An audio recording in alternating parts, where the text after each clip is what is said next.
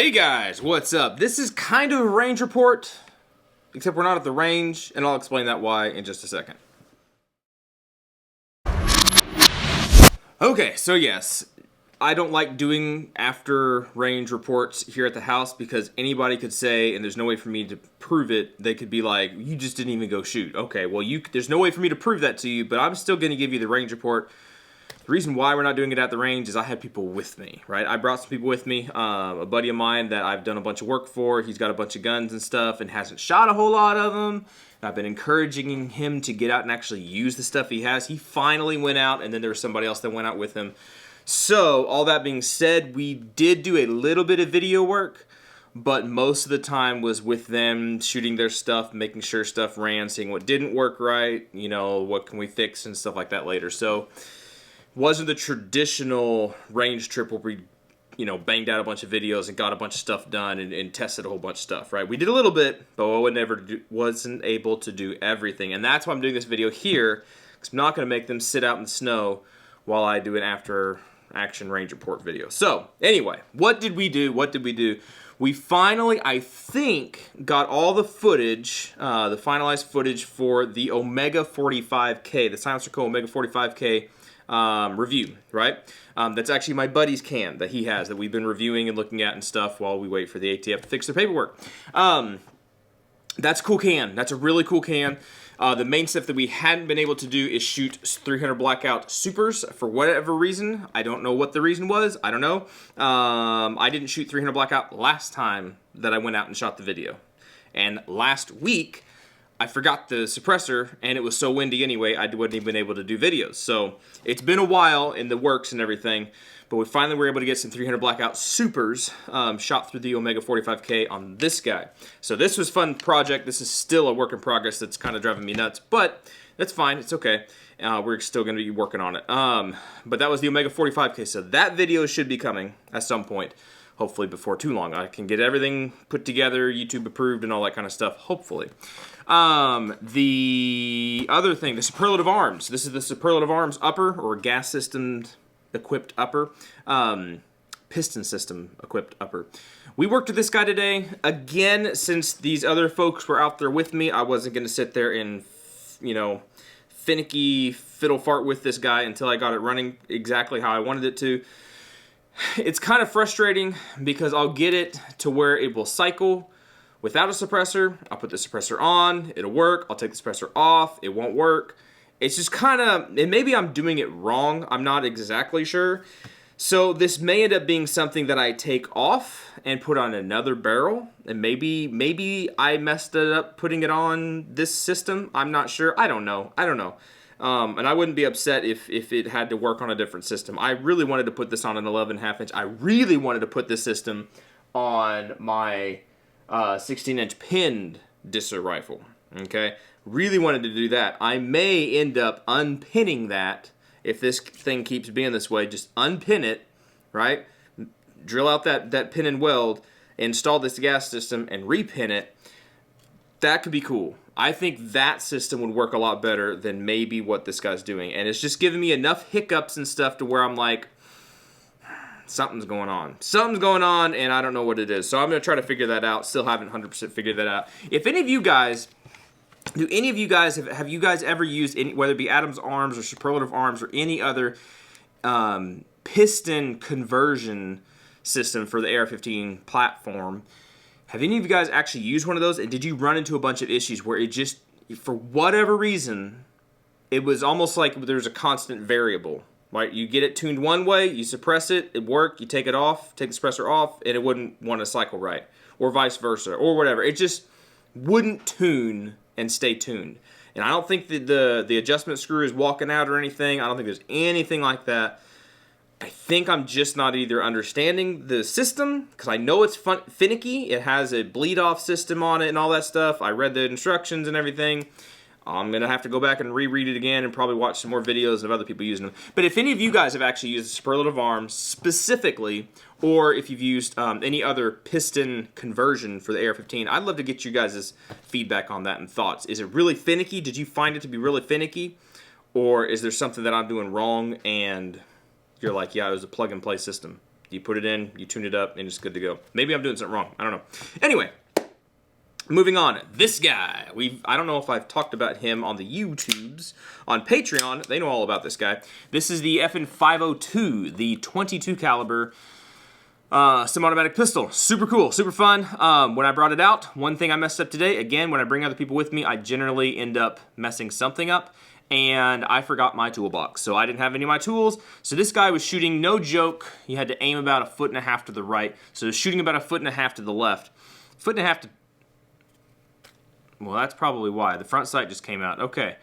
Something was going on, and that would make some sense. Yeah, that's real fun. This is a great firearm from FN. Well, the front sight just came off. I think you guys saw that. There you go. So you saw what I'm seeing. It just decided to come off.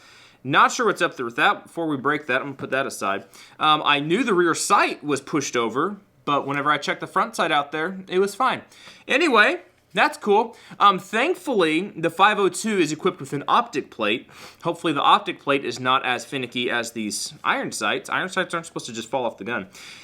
Anyway, so hopefully, Lord willing, before long, I've talked to a company I've worked with before. I liked their optics, liked their stuff. And they're going to be supposed to be sending out an optic that will fit this guy, which would be amazing. I think it would be super, super cool. Very excited about that, and then I'll do like a little review on this pistol and stuff. But I got this mainly for all the features of being 10 to 15 round magazine. That's like stock, that's what it comes with, that's what it's made for. You can put lights on it, you can put optics on it, you can shoot it, just press it, have fun. It's 22, it's relatively cheap to shoot. My kids can shoot it, you know, it's fun. It's fun. It's fun gun. Fun gun. Not a serious gun, fun gun. But that's that guy. This right here is something that we brought out, but we didn't shoot it. Because, again, we had people there and I forgot. This is, if you remember back in the day, I took the Beretta 92S and I repositioned or relocated the magazine release.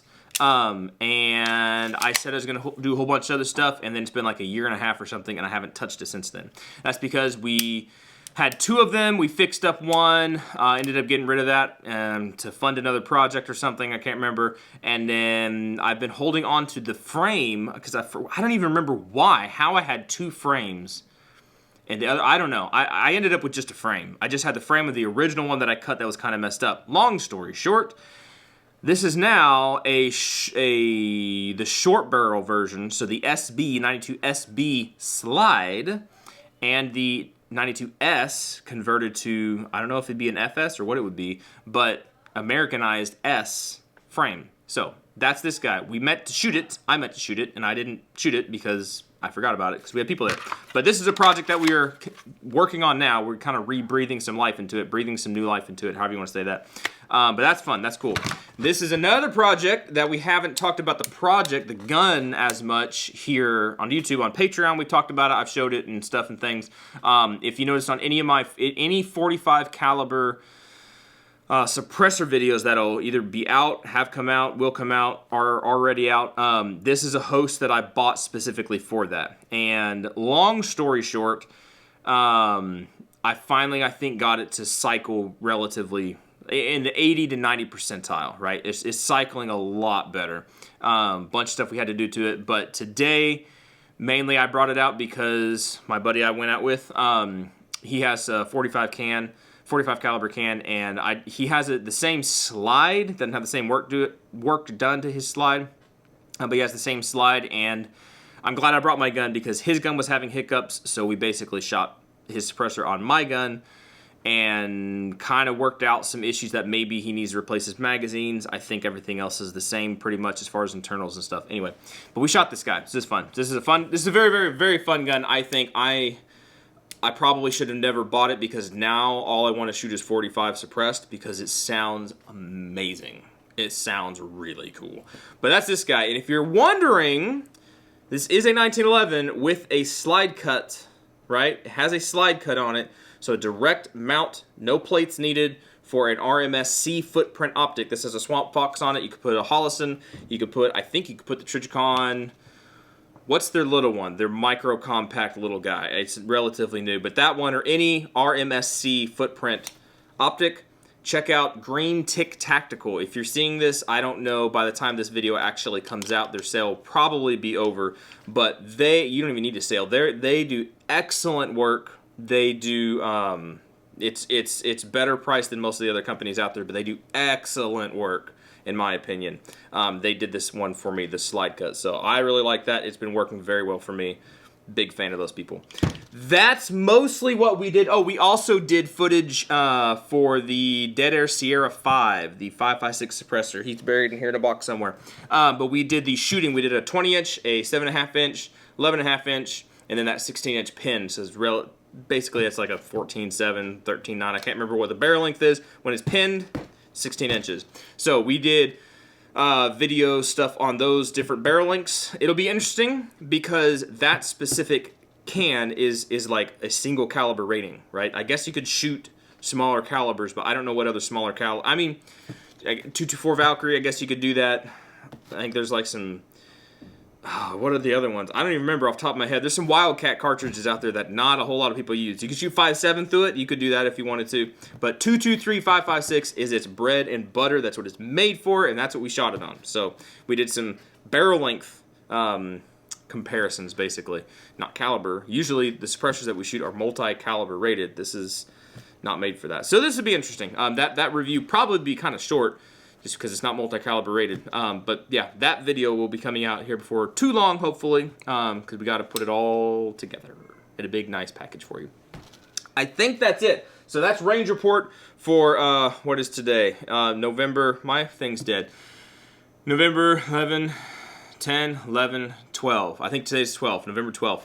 Range report. There you go. Y'all be good to be safe. Appreciate you guys watching, subscribing, anything. If you have any questions about any of this stuff, or anything that we worked on, or anything you see around here, please let me know. I love to help you guys out where I can. If you want to jump onto Patreon, I appreciate that if you want to. Those guys that do, super cool. One of those guys on Patreon sent me this this Spitfire Vortex. Very excited about it. We specifically got it or he had it for a long time, and he sent it out to put on a 22 that I have. I don't think it's going to work on the 22 because of the eye relief, so it's probably going to end up on some AR-15 of some kind. Super cool, but Patreon guy gave me this. Super, super cool. You know who you are. You're amazing. Here's other stuff that we haven't made videos of yet. We have light videos and stuff that's not out yet, scheduled to post on like the 22nd. But we have other things in the works, stuff and things, all that. All right, that's it. Y'all be good, be safe. I already said that. Catch you next time later, whenever that is. See ya.